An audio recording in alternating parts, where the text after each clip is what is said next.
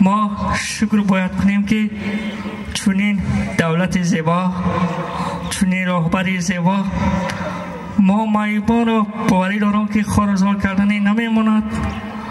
انشاءالله به امر خدا.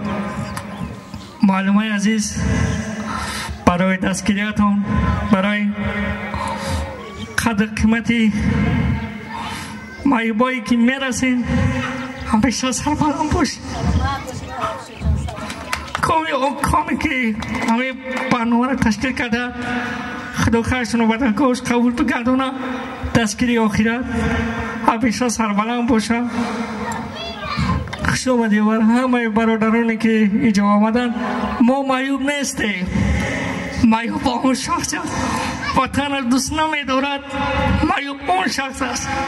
ما سربلنده، فقط حق ملت یزید، در حق پیشوای ملت دعا کنیم که همیشه سربلند باشن، همیشه آباد باشن. ما یک چیز را فراموش نکنیم، اولش خدا دستگیری پیشوای ملت است.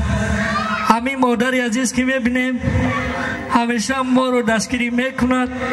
انشاءالله باور دارم که برادرانی که اینجا خیر شدن دستگیری کردن انشاءالله با دوام دارد. با صنعتکاران هزار رحمت که دل ما معیوبان رو شاد کردن. خدا همیشه سربلند و آوازشون بلبل باشد. افای عزیز، اکای جمالدی جان، شما رو خوش آمدید میگم. افا جان عزیزم، خداوند همیشه آوازتون بلبل باشد، همیشه سربلند باشی برای دستگیریتون، برای کمک رسانیتون. بار دیگر سلامت باشی. عید مبارک.